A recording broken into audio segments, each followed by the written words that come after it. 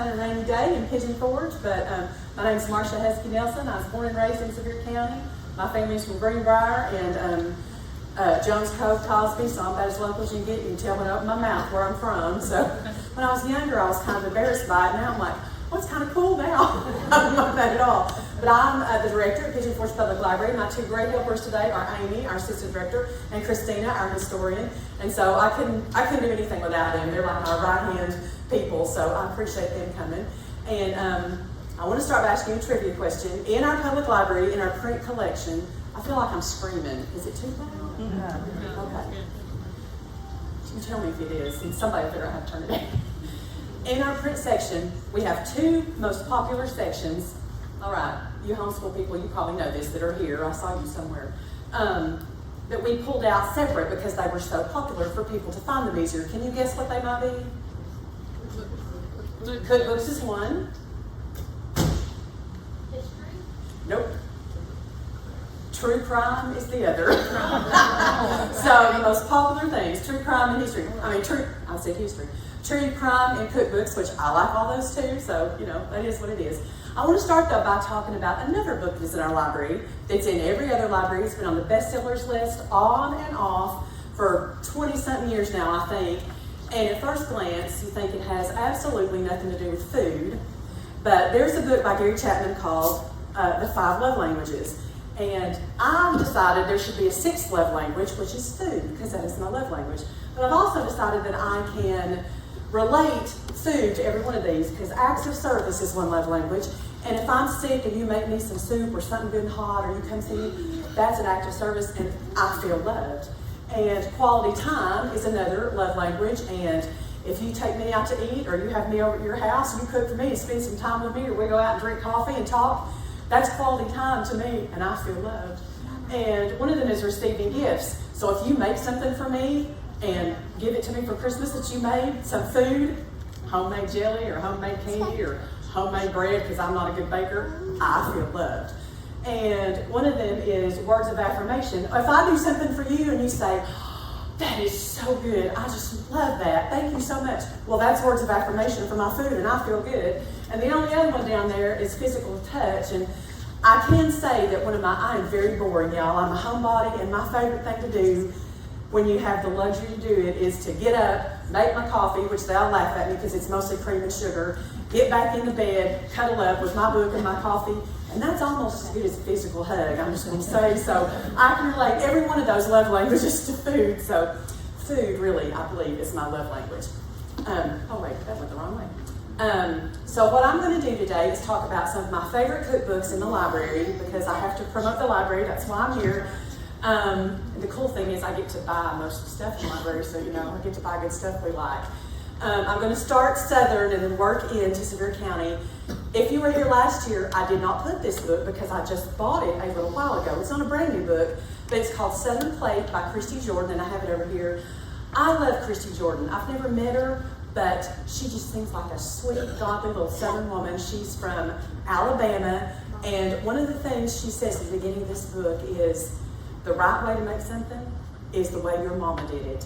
And is that not true? All of my life, I've tried to cook like my mama. All of their lives, my mom and her 2 sisters have tried to cook like grandma. I mean, it's just true. And the reason I like this book, what I like about it is, she has some recipes in there that really remind me of the casseroles and potato salads and things that I had growing up, even though she's from Alabama. She cooks a little similar to we do, and so that's one of mine that I really like. The second one is the Beach House Cookbook by Mary Kay Andrews. Do y'all know Mary Kay Andrews? Yes. Yes. Okay. She came out with one cookbook. She's a novelist, and her things are set on the coast, and so this book is a little coastal for me. There are things in there I'm never going to eat, like oysters, but except over there at Papa's, I like those fried oysters a little bit every once in a while.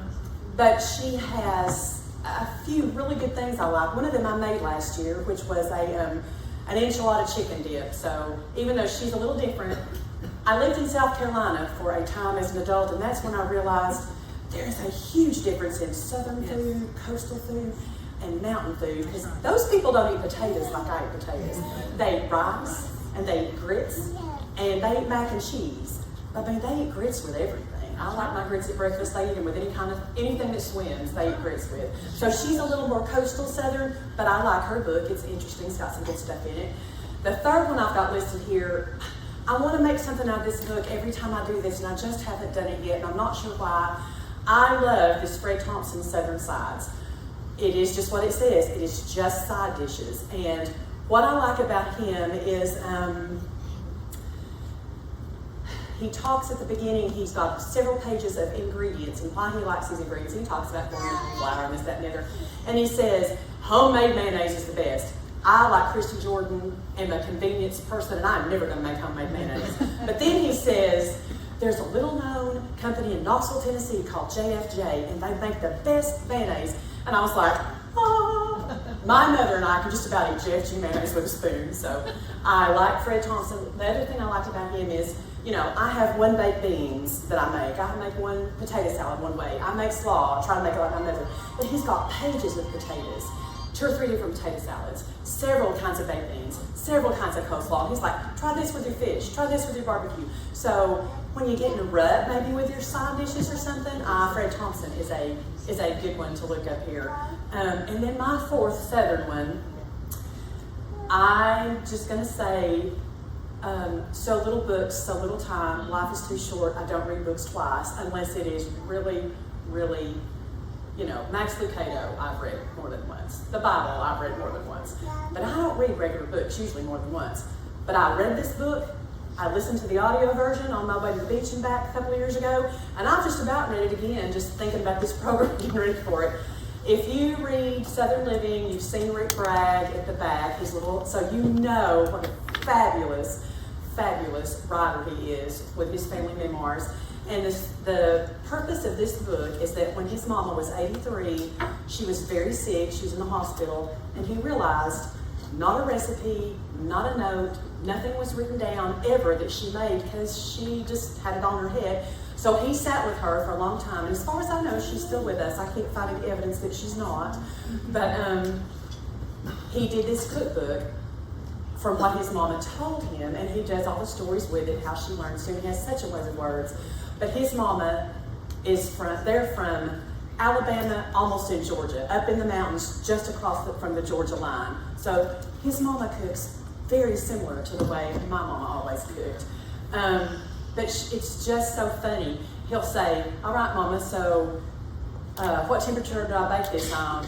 And he says she cooks darn near everything on medium for some reason. But what temperature should I do this? And she'd say, well, I don't know how hot their ovens run. I don't even know these people. So, you know, it's just full of stuff like that. But it is, if you don't ever make anything out of it, honest, I've never really made anything out of it because it's similar to the way we cook. It's just delightful to read. So I highly recommend The Best Cook in the World. Oh, and when she, at the beginning, when she says, what would you even call this book? And he says, well, I'd call it The Best Cook in the World. She said, well, your Aunt Edna's a better cook than I am, and my mama was a better cook than I am. And he said, well, I can't call it the third best cook on Roy Webb Avenue. And so, you know, it's just great. I love it. I didn't even start by telling you my food memories, did I? I just got right into it, so that's okay. Then from here, I'll go in I'm so sorry. I added more this year, but because I just couldn't help myself. We just got this book, and you won't, if this is sitting on in the library shelf in the stack, you're not even going to see it. It's not in our Smoky Mountain collection. I thought it was a Smoky Mountain book because we bought it from the National Park Bookstore, but it's really a historical cookbook. And Patricia Mitchell, who wrote it, in the back, she has 2 columns of little historical cookbooks she's written. I assume they're all about the size of this one. She does colonial recipes and Civil War recipes. Well, she's from Virginia, so she is Southern. But this is called Apple Butter, Molasses, and Sorghum. So everything in here has one or the other in it. And I just thought that's kind of a cool concept. And I actually made something out of it that I think I've got a slide for you here for. But anyway, I was going to say, see, sometimes little, you know, good things come in small packages. You wouldn't even see this probably if it wasn't out on display.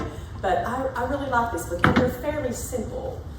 It's mostly breads and cakes and things like that you put apple butter in instead of applesauce or instead of, you know, some other flavor or something. So that's just a real cool little book that I like.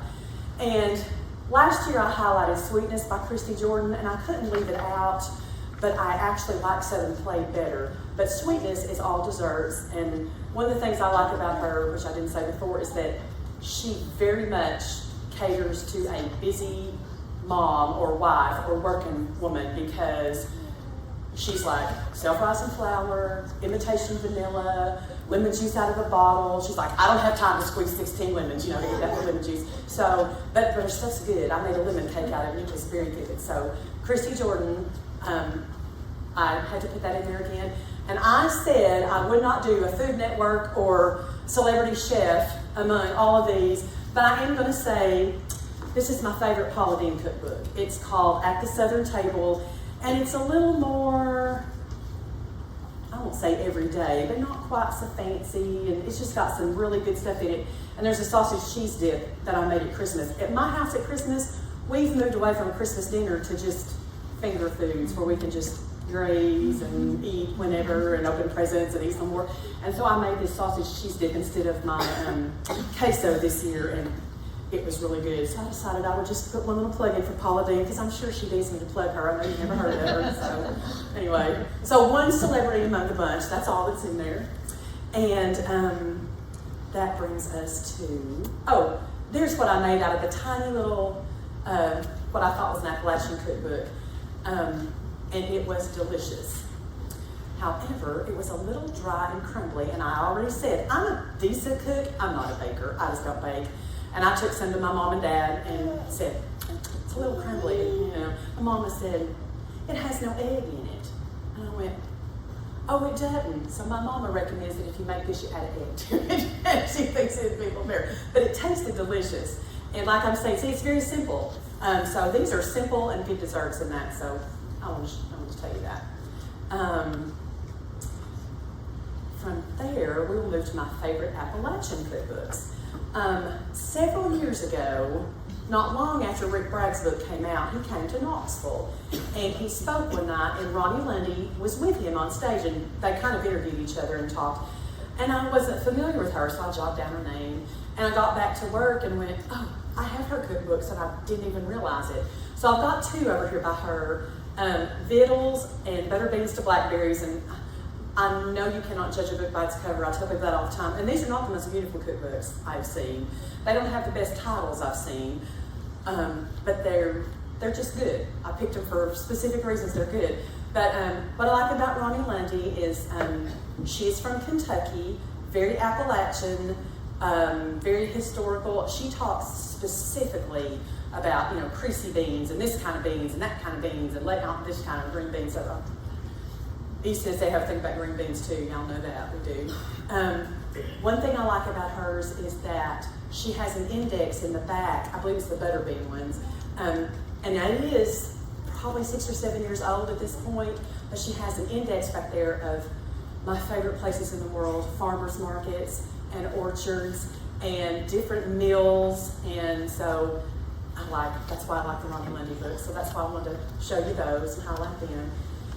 The next one is called Southern Appalachian Farm Cooking, and it's not a big, impressive looking book either. It's just this little paper, that's the Foxfire. It looks very similar to it.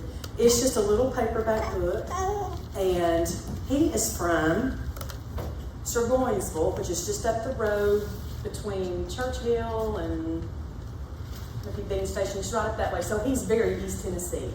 And his cookbook just is full of stories too about growing up on the farm and by his grandparents, and it just kind of reminds me of my childhood too and the way they cooked back then. So that's why I added the Southern Appalachian Farm Cooking.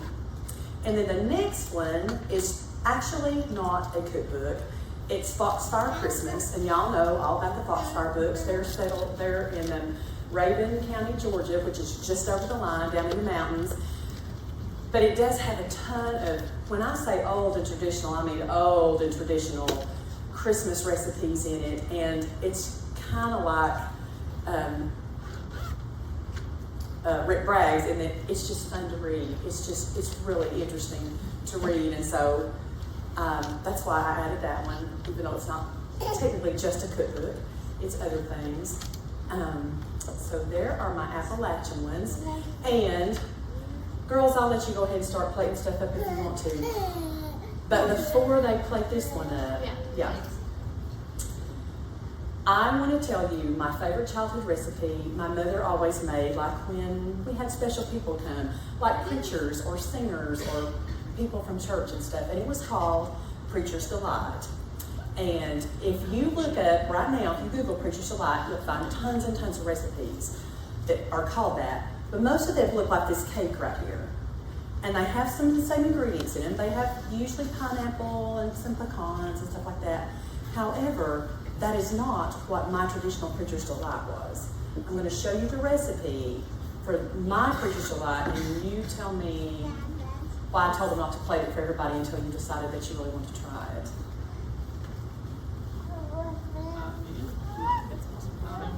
And they're on the little cards too. Oh, that's right. You have the recipes on your cards. That's right. Which Miss Amy made. They're so cute. Thank you.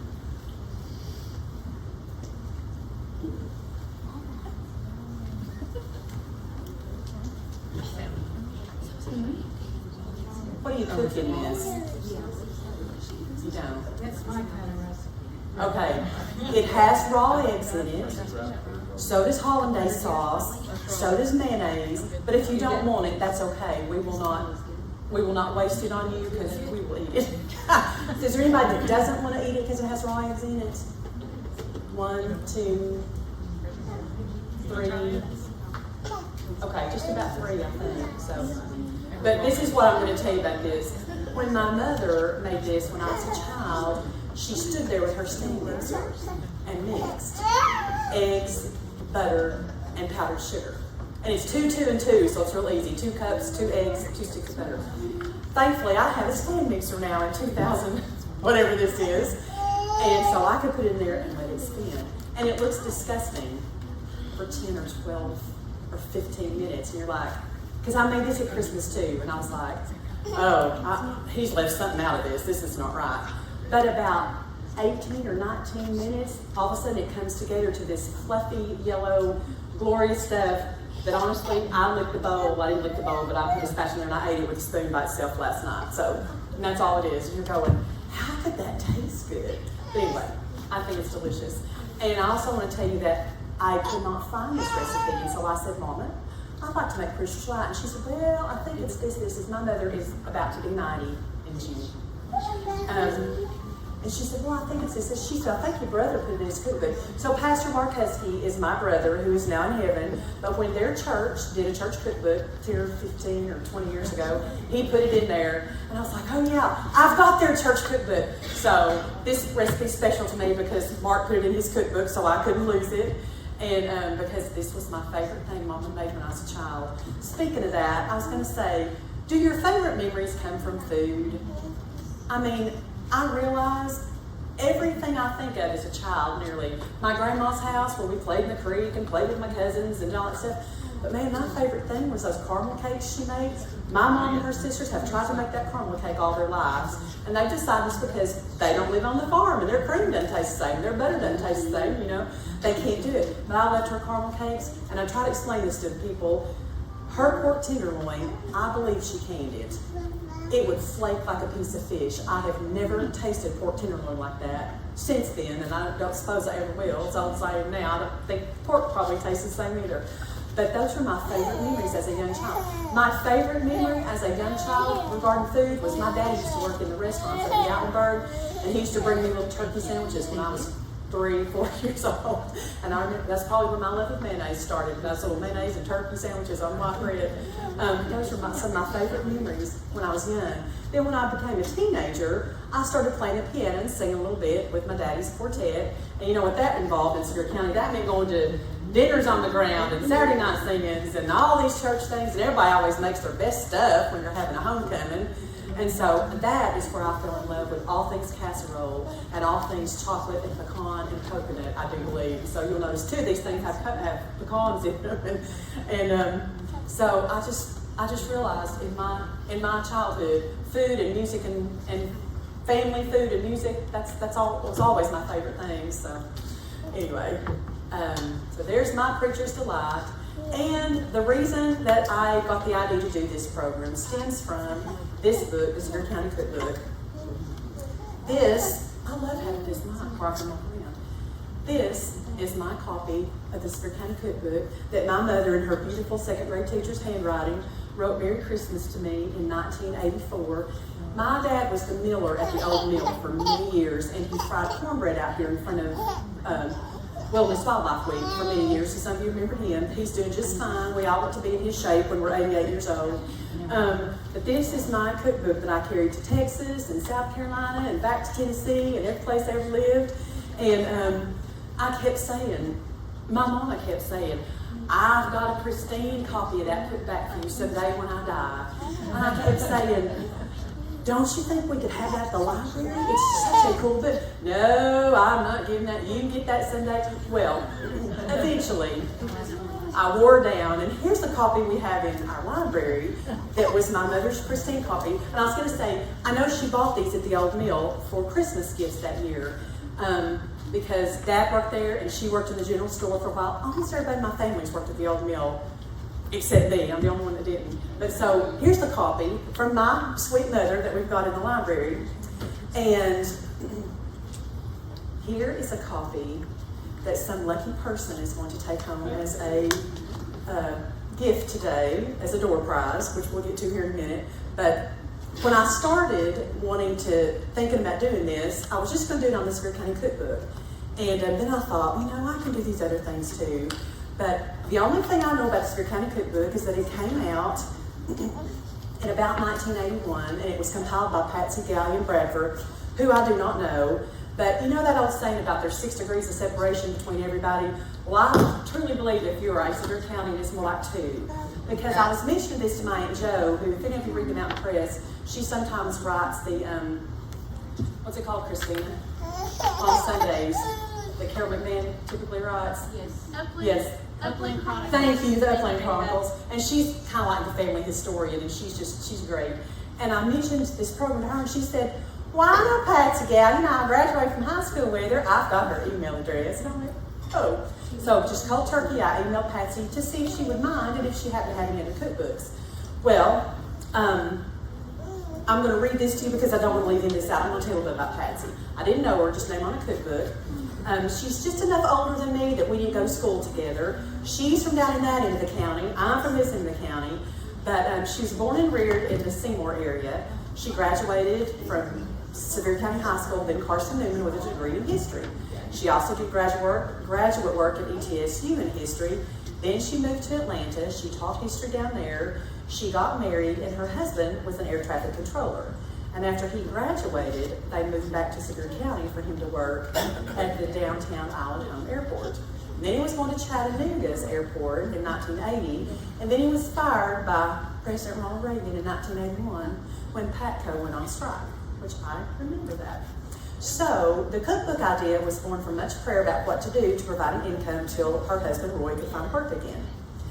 With the help of Patsy's parents, who are the Reverend W.A. and Dorothy Gallion, who I don't know personally but have heard of all my life, they came up with a list of 250 Sevier County ladies that they thought they'd request recipes from. And enough ladies responded for them to begin putting together a Sevier County cookbook. Patsy's first cousin, David Peake, did the pen and ink artwork of historical buildings in Sevier County.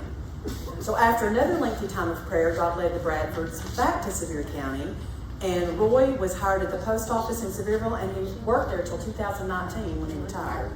When their son Jason started elementary school, Patsy was asked to teach a new program called Families First. So she did that. She taught GED classes, and while she was doing that, she and a friend did a proposal to the Sevier County government to create the Sevier County Historical Museum down in Sevierville that is still down there where the old post office used to be. And that was to correspond with the bicentennial of Sevier County in 1995.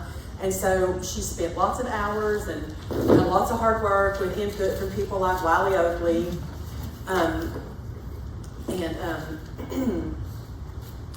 I've lost my page. What page am I on? To create that museum. And at that point, that 6 degrees of separation comes in because she volunteered there every day for 25 years until sickness in the family needed her time. She didn't receive any salary, but that 6 degrees of separation Her son Jason married Charlie Ryan. Charlie teaches right over here at Pigeon Forge Intermediate. She was one of my grandson's kindergarten teacher, Sunday school teacher at First Baptist Sevierville. So I've known her family, but I just didn't even know it. So that's why I'm saying there's like 2 degrees of separation from Sevier County, I think. So as a young bride in my 20s, when I received this cookbook, I just looked at the recipes, you know.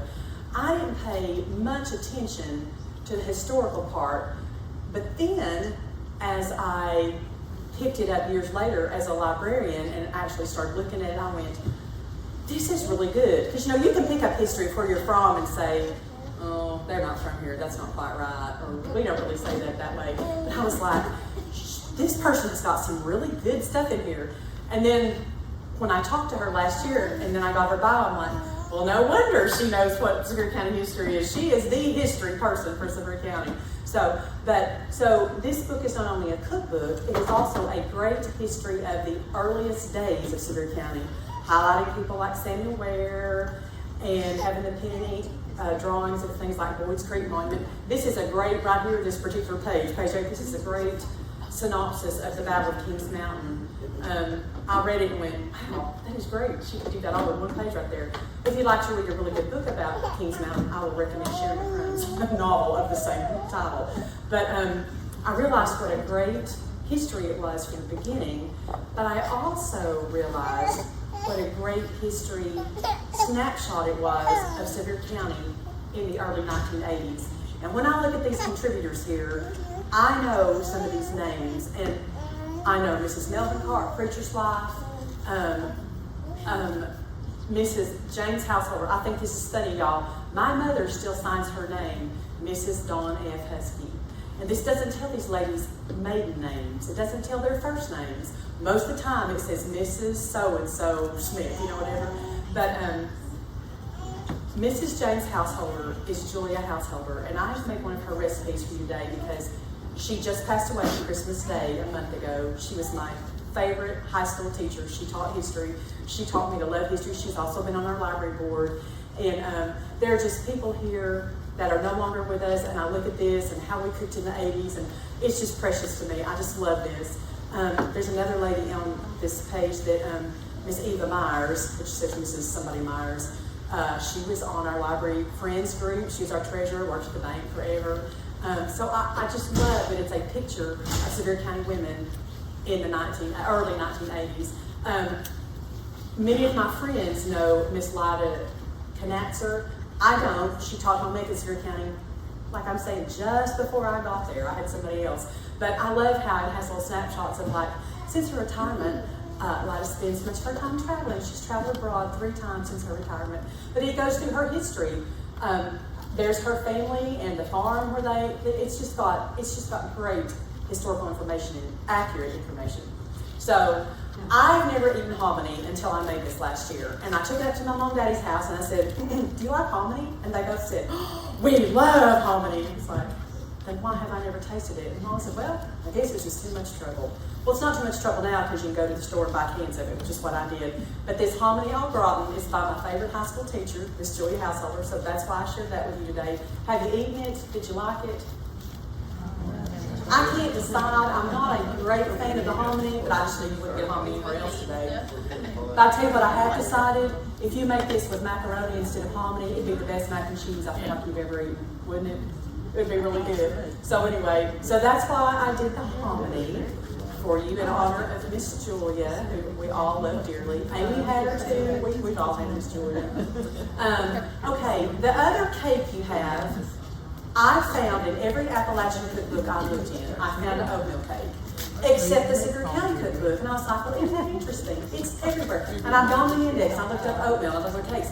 And then one day I went, oh, it's under lazy. I didn't look under the L's. It's called Lazy Daisy Oatmeal Cake, but it's the same recipe. And I included it, number 1, because it is in all the Appalachian cookbooks I looked up. And number 2, because it was given by Mrs. W.A. Gallion, who was Patsy's mother, a preacher's wife. And so I thought that was nice, that I thought I wanted to include a recipe by her.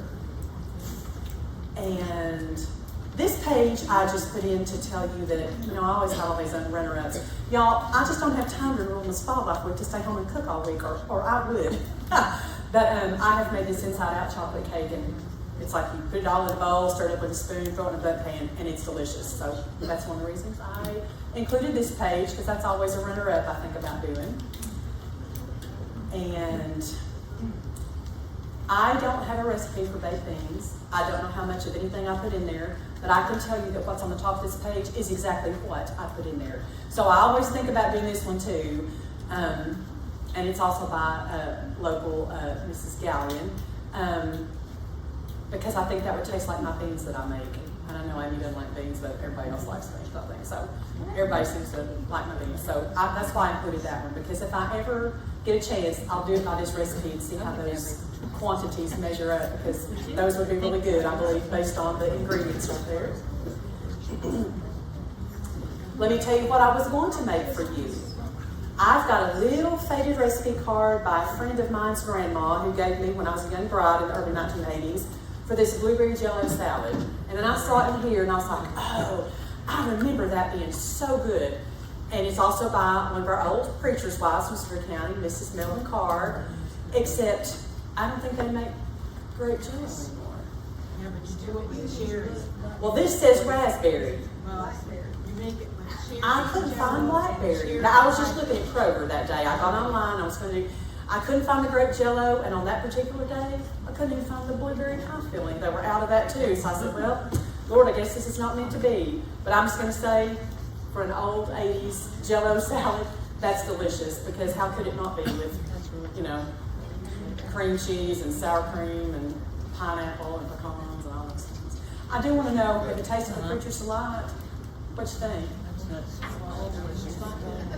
You didn't like it? No, I loved it. Oh, I thought you were shaking your head. No, it's delicious. Okay. It's amazing that eggs and sugar and butter taste that good. I just thought it was amazing. So anyway, I did think about making the jello salad, but I just couldn't find those ingredients anymore. So, but yeah, you'll have to do with something besides gravy if you do, because if you put that topping on it, it's jello's mostly just. We have a comment over here. I like everything. Oh, I'm so glad you even like the hominy. That's awesome. You've eaten something new today, maybe. I don't know. Well, she's from South Carolina, so we eat grits a lot. Or I'm from South Carolina, so hominy is not a far jump. That's true. Not a That's far true. jump. That's true. Yeah, it's cool. Yes, sir. What's the hominy? I have never tasted hominy that I like. How to make hominy? There's a historical section in here, and it might have that in there, because I read it in something I was looking at. I don't remember right now which one, but it might be in that one. Don't you make it with lye? Yes, I think it's very long and involved. As I was showing this my other day, my daddy said, if I could find my big cast iron kettle, I'd like to try to make some sometime. And I thought, you're not going to do it. We're just going to go to the store and buy you some. So anyway, that is really all I have. I think I left stuff out at the beginning, but I don't remember what it was. Anyway, I'm glad you guys came. I'm glad you liked it. I'm glad you were brave enough to try the raw eggs. And if you want to come look at these cookbooks, you're welcome to. And before you throw your plates away, if you'll pick it up and look on the bottom, there should be a smiley face on the bottom of one of them. It's me. Is it you? I'm Well, excited. Patsy did give me a stack of these, and we sold most of them in our program last year.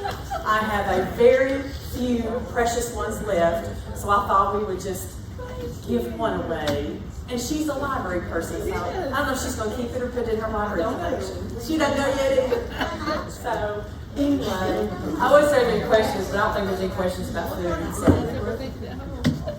I appreciate y'all coming. I hope you've had a good week.